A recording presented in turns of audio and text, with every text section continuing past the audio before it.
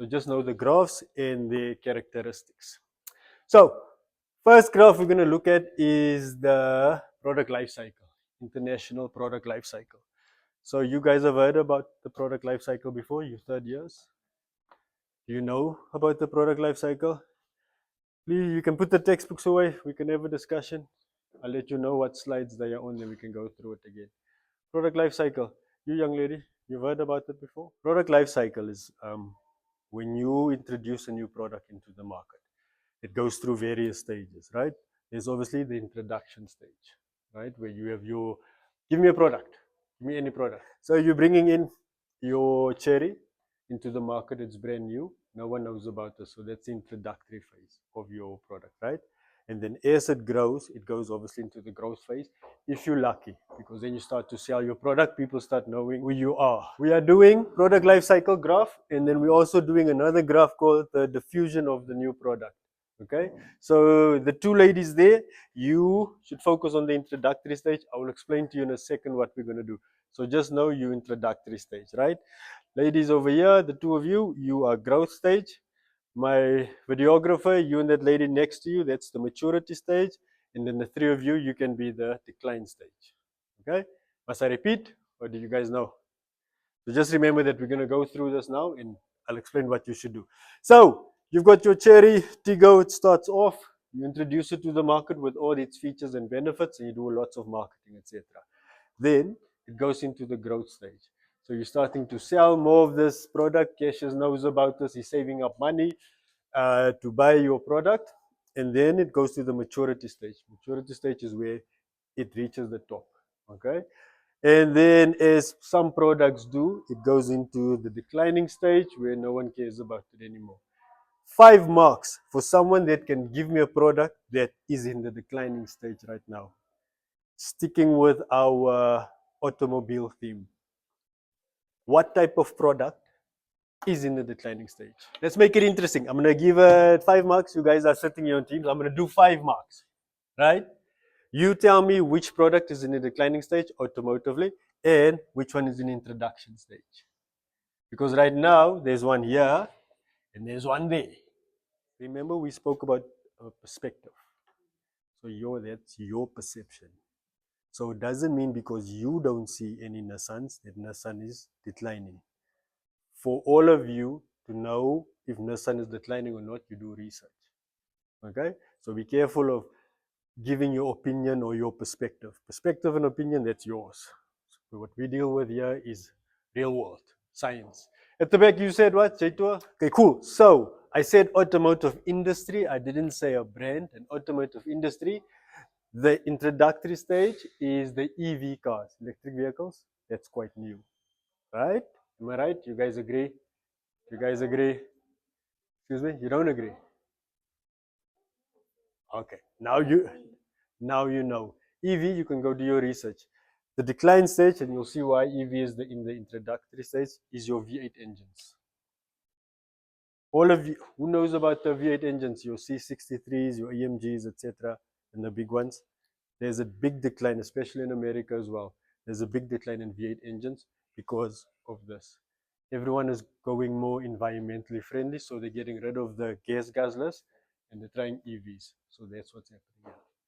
Another question I'm spoiling you guys today.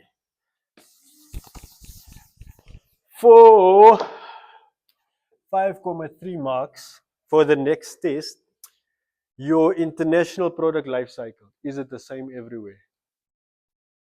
Is it the same everywhere? Let's talk EV, electric vehicles.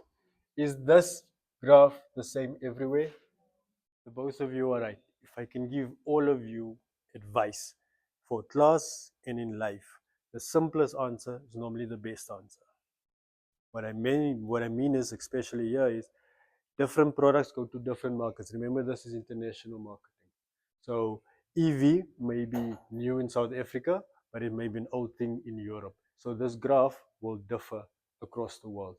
However, if you're in a domestic market and you, for example, start your EVs here, then this will be the domestic market for South Africa. Introduction phase, the growth phase, because that's domestic. However, if you go internationally, as I said just now, it will change. Okay, so in life, as in this class, the simplest answer is the best answer. Cool. Then next up, now that you understand what this is, there's also what we call a diffusion of new product. Can you guys see from the back there? Can you see what's happening? Can you not see? Okay, it's fine. I'll just explain louder. So this is when there's a new product. Good afternoon. Please remember to fill in the registration. So now we have our new product. Let's stick with the EV, right? Because I think it's simpler. You have your new electric vehicle in South Africa. It has to go through the market. Now, in the market, there are various different types of consumers. You get your innovators, early adopters, early majority, late majority, and laggards. This is all in your notes, so don't stress too much about it. And they now decide on how the product moves through the market. So you start with your EV. Innovators will be first. How many of you are innovators? You guys know what an innovator is? Have you seen those people, the iPhone 25 is not out and they already have the iPhone 26? Those type of people, if you're first on the market with a product, you're normally the innovators. Then you get people like me, which is the laggard. I will wait for iPhone 2 now to go buy it because I'm a laggard. I let it go through the process, and those are the different people. You will also see in the textbooks, there's a percentages worked out. Don't worry too much about those percentages. All you need to know is what innovators are and what they do, their characteristics. Okay? So, and I put you guys in groups earlier. I am going to do all of this with a practical example quickly so you guys can understand what I mean. Then each of you in your group, I want you to pick one product. It doesn't have to be a car, any product. And then you talk about the introduction of that product, in what phase it is, or the introductory phase rather, and you link it up with one of these. Does it make sense? So my product is in the EV, it's in the introductory phase, but it's with the early adopters. Does it make sense? So you need to link it up for me. Everyone is in a group. So let me give you an example. This is me now. I'm going to use cherry. So let me make an example. Cherry introduction phase started in 2008. It entered our South African market, right? So market entry, Cherry as a Chinese automaker entered South Africa in 2008 through a partnership with McCarthy Motor Group. The product offering was the Cherry QQ. Marketing efforts, the brand focus on price sensitive consumers. We are there now, remember? Price sensitive consumers, emphasizing affordability and fuel efficiency. The challenges that they had was brand was unfamiliar because it's an introductory phase, and concerns about quality and after sales support. Right. Between 2010 and 2013, it went into the growth phase. It increasing popularity, the Cherry QQ gained traction amongst budget conscious buyers and taxi companies needing small cost effective vehicles. Sales peak, the QQ became one of the best selling Chinese cars in South Africa, and then the competition was obviously rivals like Hyundai, Suzuki, Datsun increased their competition. Maturity stage was between 2013 and 2016. Market saturation, this is what normally happens in maturity phase. Cherry struggled to maintain growth due to rising competition and negative perceptions of Chinese car quality. We've had this discussion. Limited innovation. Unlike competitors upgrading models, the QQ did not receive significant technology improvement. This was product standardization. Remember now? And then the declining phase came in 2016 to 2018 when there was brand reputation issues, concerns over safety, durability, and parts availability led to the declining consumer trust. Dealership closures, and then they exited the market in 2018. Does it make sense, what I've just read?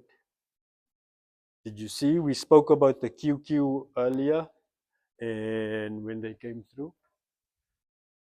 And this was the introduction stage. Let me just do that for you to 2010. Then the growth was 2010, 2013. 2013. The maturity was 2013, 2016. And then 2018, obviously, it all went pear-shaped, and then it was in the decline phase. Does this make sense? And all of this because Cherry had a what strategy? Product strategy. There we go. You see how it all meshes up together?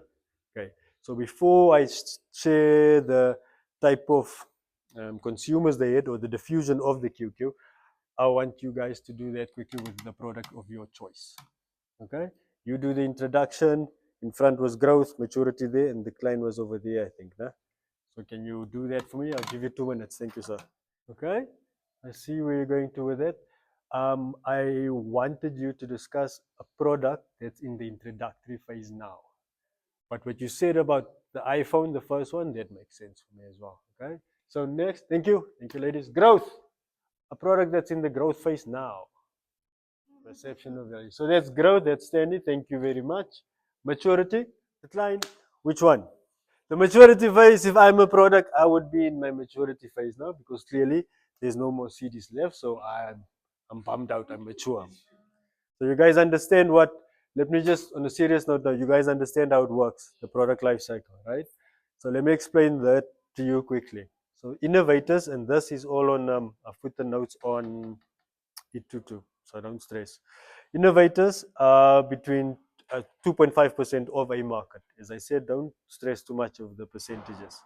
Who they are, this is important. They are risk-taking consumers, early adopters of new brands, and budget-conscious buyers willing to experiment. Right? Then the early adopters, trendsetters, first-time car buyers, fleet owners. This is now in my example of Cherry, willing to try new alternatives. Early majority, more cautious buyers who adopt products once it gains credibility. Late majority, skeptical consumers who adopt only when the product is well established. Then the laggards, which are the last ones, the most reluctant buyers, often resistant to change or purchasing only do when it's a necessity. I'm sorry. So I would be a laggard because I'm still looking for CDs on special because they're still there. So those are the characteristics of these individuals. You will also see that you can marry this graph with this graph, depending, well, doesn't matter really what you sell, but you can marry those two together. Okay? So that was my story for today. Questions, concerns? Anything? Back to? Yeah, no. And you can write different folders. So you can have more than 1,000 songs on a CD. Did you know that? Exactly. I'm schooling here today. Yes, sir. CDs are the future. They're coming back. Come and tell you. Come and tell you a secret. I'm sorry. Come and tell you a secret. When CDs came out, everyone said vinyl is dead. Vinyl. You guys know what vinyl is, right? It will never come back. Vinyl is dead. And what's happening today? It's the most sought after than CDs or anything else. Vinyls. Guys, thank you very much for class today. All of the notes are on E22. You saw I put the other ones on already, nah? So thank you very much. Much appreciated. I am still waiting for my J2 Connect to come back to me for our little excursion, but I'll get back to you as soon as I have that.